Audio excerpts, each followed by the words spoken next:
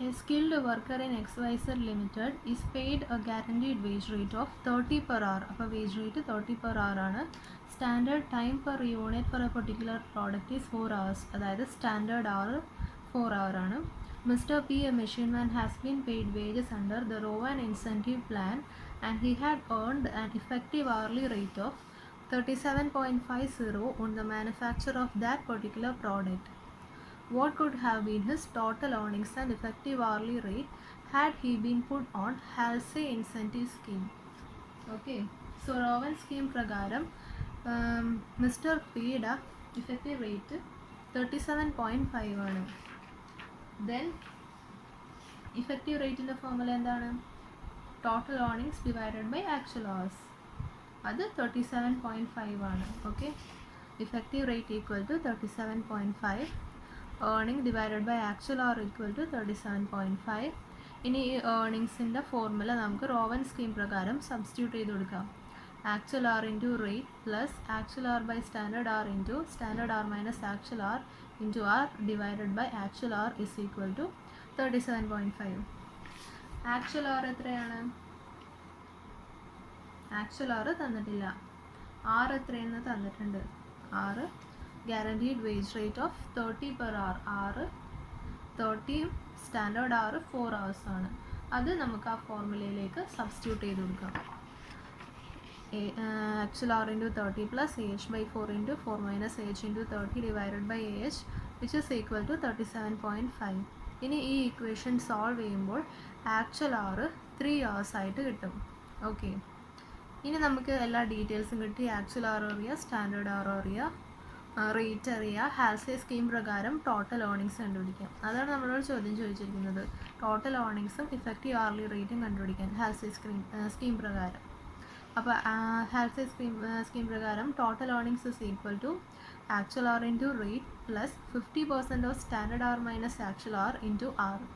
Actual hour 3 ആണ്, കണ്ടുപിടിച്ചു. Then rate 30, 50% ഓഫ് 4 minus 3 into 30. അപ്പോൾ ടോട്ടൽ ഏർണിങ്സ് 105 കിട്ടി. ഇഫക്റ്റീവ് റേറ്റ് എന്ന് പറഞ്ഞാൽ എന്താണ്? Total earnings divided by actual hour, അതാണ് ലേബർ ആർ റേറ്റ്. ഓക്കെ, അപ്പോൾ 105 divided by actual hour 3 hours which is equal to 35. A worker is paid 10,000 per month and a dearness allowance of 2,000 per month. അപ്പോൾ total wage എന്ന് പറയുന്നത് 12,000 per month വരും. Worker contribution to PF is 10% and employer also contributes the same amount as the employee. അപ്പോൾ employer's contribution to PF 10%, employee's contribution to PF 10%. Employees SIC premium is 6.5% of wages, of which 1.75% is paid by the employees. അപ്പോൾ employee wage ചെയ്യുന്നത് 1.75%, balance 4.75% will be paid by the employer. It is the firm's practice to pay 2 months wages as bonus each year. അപ്പോൾ 2 മാസത്തെ wages പേ ചെയ്യും. 10,000 plus 2,000 ആണ് wages. അപ്പോൾ 12,000 into 2 24,000 bonus ആയിട്ട് pay ചെയ്യും. The number of working days in a year are 300 of 8 hours each. അപ്പോൾ 300 days 8 hours വെച്ച്. Out of this, the worker is entitled to 15 days leave on full pay. Okay, 15 days leave കിട്ടും. Calculate wage rate per hour for costing purpose. അപ്പോൾ wage rate എങ്ങനെ calculate ചെയ്യുന്നത്?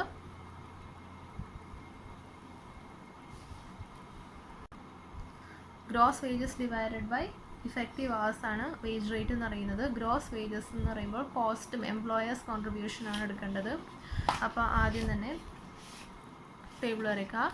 അതിൽ ആദ്യത്തെ item wages എത്രയാണ്? 12,000 per month. അപ്പോൾ 12,000 into 12 1,44,000 per annum.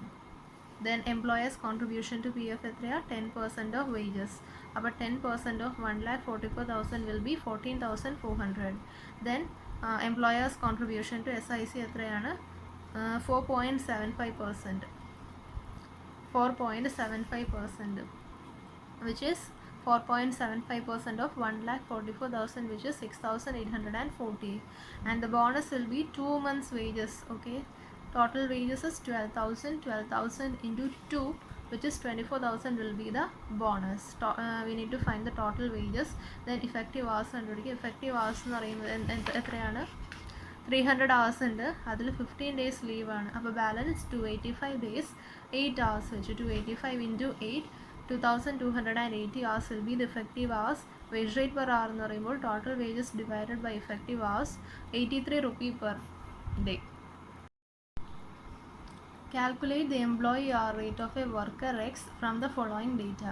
Basic pay, DA, fringe benefits, number of working days 300, 20 days are availed as holidays, assume a day of 8 hours. Simple question ആണ്. Employee hour rate എങ്ങനെയാണ് കണ്ടുപിടിക്കുന്നത്? നമ്മൾ employee cost divided by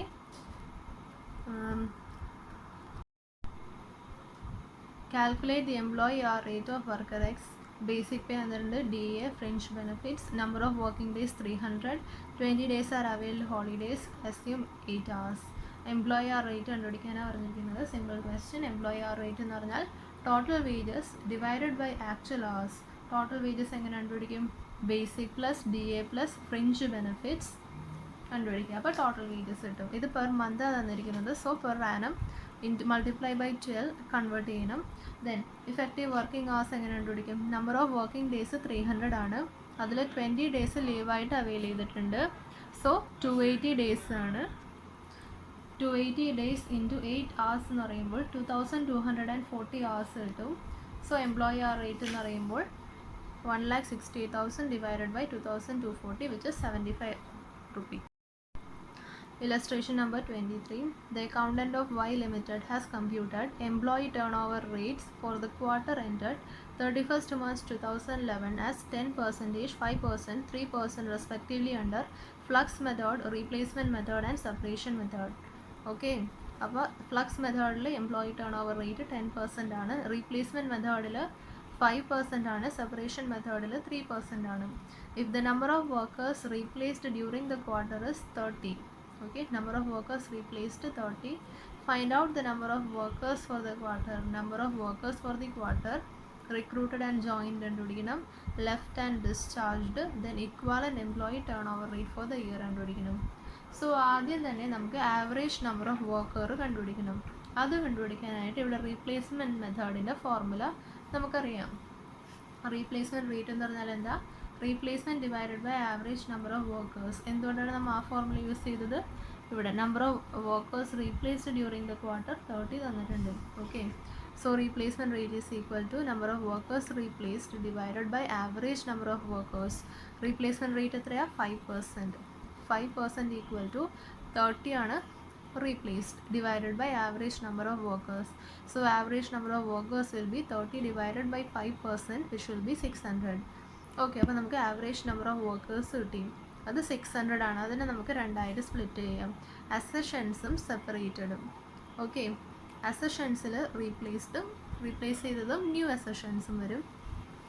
so സെപ്പറേറ്റഡിനെ നമുക്കിവിടെ separation മെത്തേഡിൽ 3% തന്നിട്ടുണ്ട്. So separated number of workers എന്ന് പറയുന്നത് 3% of 600 average number of workers. അപ്പോൾ 3% ഓഫ് 600 എന്ന് പറയുമ്പോൾ 18 will be the separated number of workers. ഇനി അസഷൻസിൻ്റെ കേസിൽ 30 നമുക്ക് റീപ്ലേസ് ചെയ്തു എന്നറിയാം.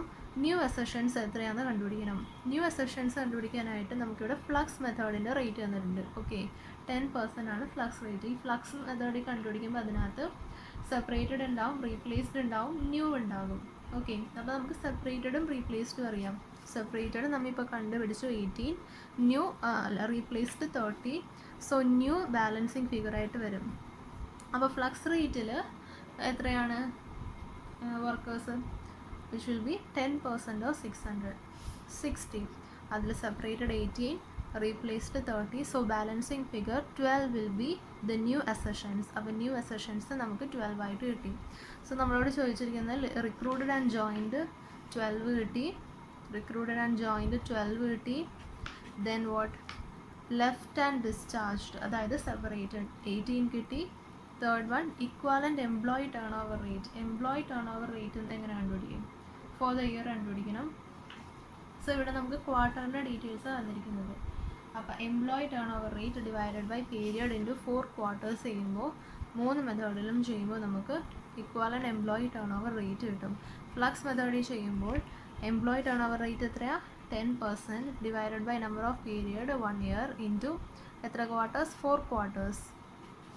ദെൻ റീപ്ലേസ്മെൻറ്റ് മെത്തേഡിൽ ഫോർമുല അപ്ലൈ ചെയ്ത് കഴിയുമ്പോൾ ആൻസർ കിട്ടും. The management of BR Limited is worried about their increasing employee turnover in the factory, and before analyzing the causes and taking remedial steps, it wants to have an idea of the profit foregone. അപ്പോൾ നമുക്ക് ഇവിടെ കണ്ടുപിടിക്കേണ്ടത് profit forgone എത്രയാണെന്നാണ്. Last year sales amounted to 83,03,300 and PV ratio was 20%. So നമുക്ക് sales തന്നിട്ടുണ്ട്, PV ratio തന്നിട്ടുണ്ട്. അതിൽ നിന്ന് നമുക്ക് കോൺട്രിബ്യൂഷൻ കണ്ടുപിടിക്കാൻ പറ്റും. The total number of actual hours worked by the direct employee force was 4.45 lakhs. അപ്പോൾ total number of actual hours worked 4.45 lakhs ആണ്. Then as a result of the delays by the personnel department in filling vacancies due to employee turnover, 1 lakh potentially productive hours were lost. Okay. അപ്പോൾ ഇവിടെ 1 lakh potentially productive hours loss ആയെന്നും പറയുന്നുണ്ട്. Then actual direct employee hours included 30,000 hours attributable to training new recruits, out of which half of the hours were unproductive. 30,000 hours ട്രെയിനിങ്ങിന് വേണ്ടി പോയി, അതിൽ ഹാഫും unproductive ആണ്. അപ്പോൾ നമുക്ക് ആദ്യം തന്നെ ഒരു സ്റ്റാർട്ട് വരക്കാം. Total number of actual hours 4,45,000 hours ആണ്. അതിൽ 30,000 hours ട്രെയിനിങ്ങിനായിട്ട് പോയി. ബാക്കി 4,15,000 hours പ്രൊഡക്റ്റീവ് അവേഴ്സ് ആണ്, എക്സ്പീരിയൻസ്ഡ് ആളുകൾക്കുള്ളതാണ്. ദെൻ അതിൽ തന്നെ 30,000-ൽ 15,000 half of the hours were unproductive. 15,000 അൺപ്രൊഡക്റ്റീവും ബാക്കി 15,000 പ്രൊഡക്റ്റീവും ആണ്. So total number of productive hours എന്ന് പറയുമ്പോൾ 4,30,000 hours. 4,15,000 plus 15,000 which will B 4,30,000 hours productive ആണ്. ഓക്കെ, ഇനി നമുക്കിവിടെ PV റേഷ്യോ തന്നിട്ടുണ്ട്. PV റേഷ്യോ 20% ആണ്. സെയിൽസ് 83,03,300 ആണ്. സോ PV റേഷ്യോ എന്ന് പറയുമ്പോൾ കോൺട്രിബ്യൂഷൻ ബൈ സെയിൽസ് ഇൻറ്റു 100. അതിൽ സബ്സ്റ്റിറ്റ്യൂട്ട് ചെയ്യുമ്പോൾ കോൺട്രിബ്യൂഷൻ 16,60,600 ആയിട്ട് കിട്ടും. ഇനി നമുക്ക് കോൺട്രിബ്യൂഷൻ പെർ അവർ കണ്ടുപിടിക്കാം. കോൺട്രിബ്യൂഷൻ പെർ അവർ എന്ന് പറയുമ്പോൾ contribution divided by effective hours. Contribution എത്രയാണ്? 16,60,600. ഇഫക്റ്റീവ് അവേഴ്സ് നമ്മൾ ഓൾറെഡി കണ്ടുപിടിച്ചു, which is 4,30,000 hours. Then you'll get 3.862 rupee കിട്ടും കോൺട്രിബ്യൂഷൻ പെർ അവർ. ഇനി നമുക്ക് കോൺട്രിബ്യൂഷൻ നമുക്ക് പ്രോഫിറ്റ് ഫോർഗോൺ ആണ് കണ്ടുപിടിക്കുന്നത്.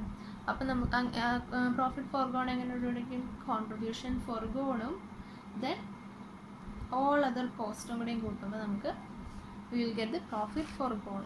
കോൺട്രിബ്യൂഷൻ ഫോർഗോൺ എന്ന് പറയുമ്പോൾ ₹3.862 ഇൻറ്റു ഇവിടെ അൺപ്രൊഡക്റ്റീവ് അവേഴ്സാണ് ഫോർഗോൺ ആയത്. അൺപ്രൊഡക്റ്റീവ് എത്രയാണ്? 15,000 hours അൺപ്രൊഡക്റ്റീവ്. അതുകൂടാതെ ഇവിടെ ഒരു 1 lakh potentially productive hours were lost എന്നും പറഞ്ഞിട്ടുണ്ട്. സോ ടോട്ടൽ 1,15,000 hours ആണ് അൺപ്രൊഡക്റ്റീവ്. കോൺട്രിബ്യൂഷൻ ഫോർഗോൺ എന്ന് പറയുമ്പോൾ 3.862 ഇൻറ്റു 1,15,000 വിച്ച് വിൽ ബി 4,44,130. ഇനി ഈ കോസ്റ്റിൻ്റെ എല്ലാം ടോട്ടലും കൂടി ആഡ് ചെയ്യുമ്പോൾ you will get profit forgone.